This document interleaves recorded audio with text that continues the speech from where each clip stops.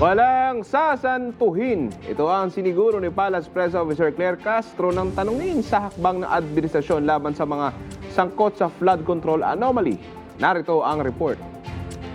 Sinagot ni Palace Press Officer at Communications Undersecretary Claire Castro ang ilang napapanong issue sa isang one-on-one interview ng 13 Mornings. Hindi pinalampas ni Castro mga pumupuna sa investigasyon ng gobyerno sa flood control anomaly. So ibig sabihin ma'am, taliwas sa mga sinasabi ng critics na kinalimutan tong flood control. Hindi po ito totoo. Ay, hindi po. Kasi tutok po talaga dyan kasi unang-una meron din po na O-plan kontra baha. Yun naman ay yung pag-aayos ng naging problema. Pero iba naman din yung pag-iimbestiga doon sa mga umabuso sa pondo ng bayan. So tuloy-tuloy po yan. Huwag po kayong maniwala doon sa mga kritiko. Hindi lang actually kritiko, yung mga obstructionist.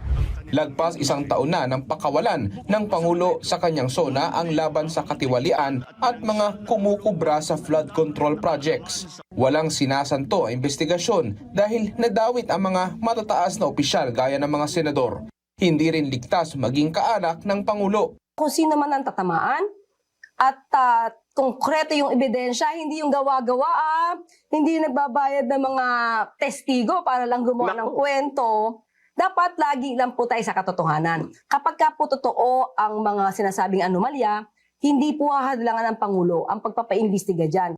Nito nakaraang linggo, napabalita rin ang tinaguriang Maleta Boys na bumaliktad. Binawi nila ang kanilang salaysay ng panira kay Pangulong Ferdinand R. Marcos Jr. Hirit ni Yussi Claire, nagising sila sa katotohanan na maninis ang pangalan ng Pangulo. Itong pangalan ng Maleta Boys, actually may nauna dyan. Duffel bag? Ay, The duffel bag girl? oy. Ha? So yun yung nauna. Kaya kahit sabihin natin na i-cross-examine natin lahat yan, wala talagang lalabas dyan na kwento, lalo na kung tahi-tahi lang yung paninira sa Pangulo. Ayun. So ibig sabihin parang ayaw na patulan ba ni Presidente? Of course, alam naman kasi ng Pangulo na walang katotohanan yan, pero ako, pwede akong pumatol. Diba? Nanindigan din si Castro na pananagutin ng gobyerno ang mga nananamantala sa pondo ng bayan. Isa rin sa tututukan ng Presidente sa nalalabing 2 taon ay ang ekonomiya, kaya nakaangkla ang 2027 budget para rito. With this, so sa mga gusto ng Pangulo na nabanggit sa SONA, makikinabang nito naman ay yung nasa middle class. Ayun. So, kaya gusto ng Pangulo na mapabilis sana ito. Ayon kay Palace Press Officer Castro, isa pa sa tututukan ang presyo ng kuryente at mas malaking take-home pay ng mga empleyado.